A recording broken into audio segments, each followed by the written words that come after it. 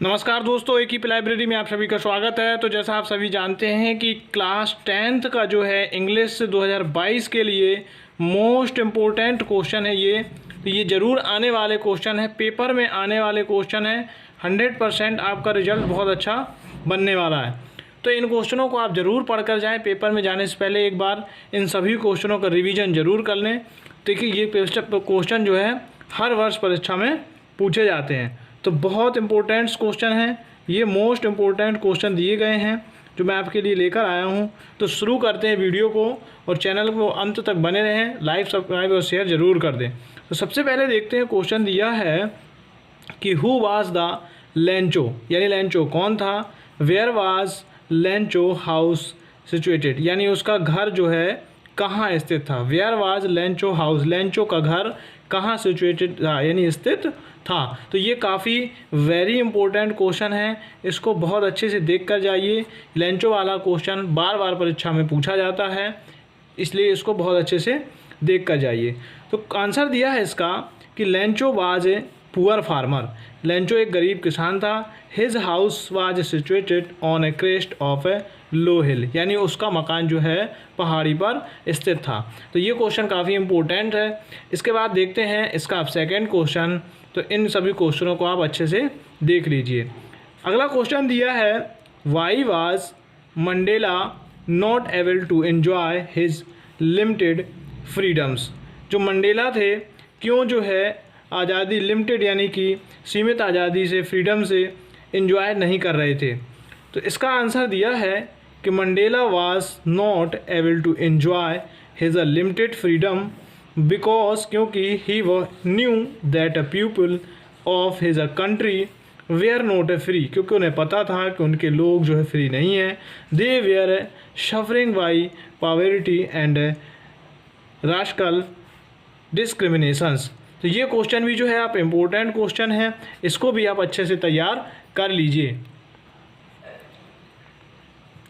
अब बात करते हैं तीसरे क्वेश्चन की। तो तीसरा क्वेश्चन दिया है कि when did Lencho receive the letter, why did he become angry. ये क्वेश्चन भी आप जो है वेरी इंपॉर्टेंट क्वेश्चन है, तो इसको भी आप अच्छे से तैयार कर लीजिए और बिना देखे मत जाइएगा। इन क्वेश्चनों को देख कर ही जाइए, ये आपको 100% पेपर में मिलने के चांसेस हैं। तो पूछ रहा है क्वेश्चन कि when did Lencho receive the letter, why did he become angry. तो जब उसको लेटर यानी रिसीव हुआ, why did, when did Lencho receive the letter, जब लेंचो को लेटर मिला, why did he become angry, वह नाराज क्यों हो गया। तो आंसर दिया है इसका, Lencho receive the letter on his following on the following Sunday, when he went to the post office he become angry because he received only 70 pieces instead of 100 pieces 100, यानी उसको जो है 100 रुपये की ज़रूरत थी पर उसको कितने मिले थे, 70 पीसेस मिले थे, इसलिए जो है वो नाराज़ हो गया था। तो Lencho receive on a following Sunday when he went to the post office, जब वो ऑफिस गया तो वो नाराज़ हो गया था क्योंकि उसको जो मिले थे केवल 70 पीसेस मिले थे, जबकि उसकी आवश्यकता कितने की थी, 100 पीसेस की थी।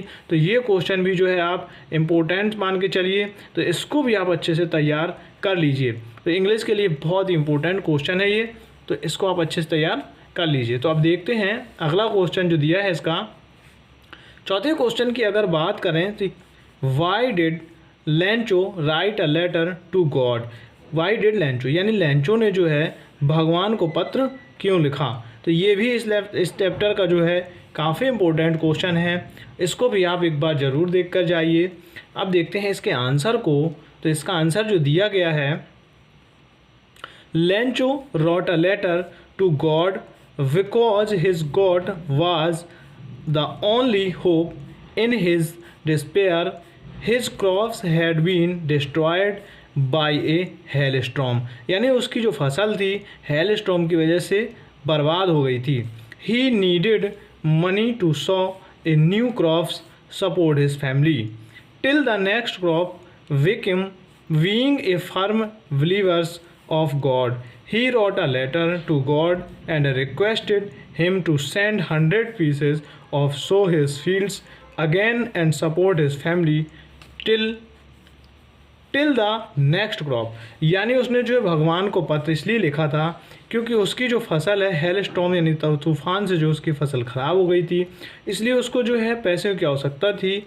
तो उसने जो है नई फसल बोने के लिए और अपनी फैमिली को सपोर्ट के लिए जो है उसने भगवान से कितने यानी 100 रुपये की मांग की थी, पर उसे जो है कुछ कम पैसे मिले थे। तो दोस्तों अब आप देखते हैं इसका 5वें नंबर का जो क्वेश्चन दिया है, ये भी काफ़ी इम्पोर्टेंट क्वेश्चन है। Why Anne decide to write a diary, यानी एनी ने डायरी लिखने का निश्चय क्यों किया।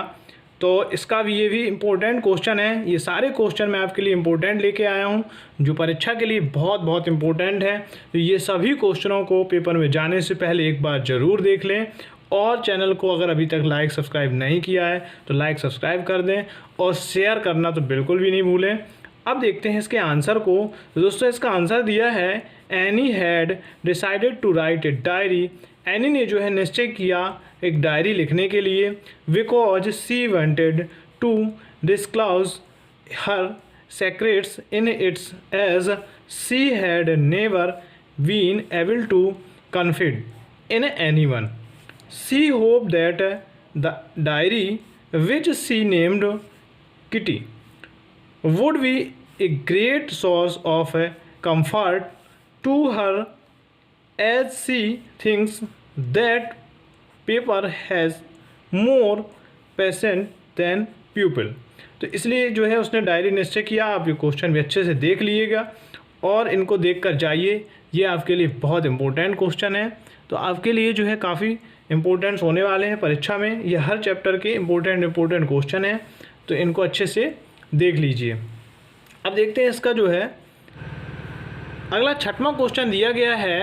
ये भी बहुत इम्पोर्टेंट क्वेश्चन है इस चैप्टर का, तो इसको भी आप अच्छे से तैयार करके जाइए। तो इसको देख लीजिए, ये क्वेश्चन दिया है, मैं आपके लिए लिख के लाया हूँ, तो इनको आप चाहे तो लिख सकते हैं या आप इनको अच्छे से देख सकते हैं। दिया है describe the wild life of Coorg. तो दिया है Coorg consist of various species of birds and animals. It water is a home to a large fresh water fish named mahseer. One can find squirrels, elephants और लंगूर्स और slenders, लोरीज etc. here. There are many species of birds, bees and butterflies that can attract one's attention। तो ये भी important question दिया है, ये इसका answer रहा। तो इसको भी आप जो है अच्छे से तैयार कर लीजिए, ये आपके लिए बहुत ही महत्वपूर्ण है, ताकि बोर्ड में आपको बहुत फ़ायदा देने वाला। इसके अलावा एक इम्पोर्टेंट ट्रांसलेशंस है तो 2022 के लिए काफ़ी इम्पोर्टेंट्स है, तो इसको भी आप देख ही लीजिए, क्योंकि ये भी काफ़ी बार परीक्षा में पूछी जाती है और कई बार परीक्षा में पूछी भी गई है।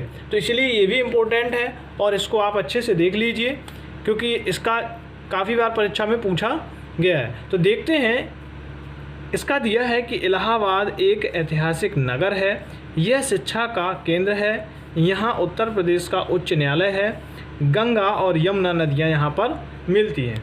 तो इसको हम ट्रांसलेट करने के लिए आती है ये, तो ये ट्रांसलेशन दिया है, तो इसको कैसे करेंगे। कह रहा है इलाहाबाद एक ऐतिहासिक नगर है।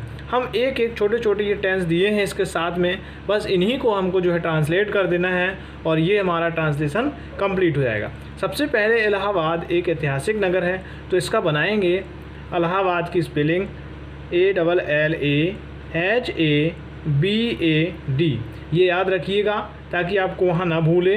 तो इलाहाबाद इज एन हिस्टोरिकल, यानी ऐतिहासिक होता है, तो हिस्टोरिकल लिखेंगे, हिस्टोरिकल जो है हिस्टोरिकल सिटी क्या है, Allahabad is an historical city. Allahabad जो है एक ऐतिहासिक नगर है, यह शिक्षा का केंद्र है। तो ये भी देखिए एक छोटा सा टेंस है, इसको भी हम बनाएंगे, इसको बन जाएगा इट इज़ द सेंटर, क्या बनेगा, it is the centre of education, क्या बन जाएगा, it is the centre of education, यह शिक्षा का केंद्र है। इसके बाद अगला दिया है, यह उत्तर प्रदेश का उच्च न्यायालय है। तो यहाँ उत्तर प्रदेश का उच्च न्यायालय है, तो बनेगा देयर, देयर माने होता है यहाँ, तो there is high court, there is a high court, there is a high court of a UP, या फिर लिख सकते हैं उत्तर प्रदेश। तो यह है यहाँ शिक्षा का केंद्र। तो पहले हम बनाएंगे शिक्षा का केंद्र यानी सेंटर ऑफ एजुकेशन, क्योंकि ऐसे सेंटर में ऑफ लग जाता है यहाँ पर, तो ये हो जाता है सेंटर ऑफ एजुकेशन। इस तरीके से यहाँ पर भी दिया है वही चीज़, यहाँ उत्तर प्रदेश का उच्च न्यायालय है, तो यहाँ पर आ जाएगा उच्च न्यायालय, तो हाई कोर्ट, तो ये हो जाएगा, देखिए education, there is a high court of UP. तो ये जो यहाँ पर क्या है, उत्तर प्रदेश का उच्च न्यायालय, तो हाई कोर्ट ऑफ यूपी हो जाएगा। इसके बाद अगला दिया है, गंगा और यमुना नदियाँ यहाँ मिलती हैं, तो इसका बनेगा Ganga and the Yamuna, Ganga and the Yamuna. फिर क्या है, rivers, Ganga and the Yamuna rivers meet, क्या हो जाएगा, मीट हेयर, क्योंकि यहाँ मिलती हैं। इस तरीके से ये टेंस जो काफ़ी इंपोर्टेंट पूछा जाता है बार बार परीक्षा में, तो इसको भी आप तैयार कर लीजिए।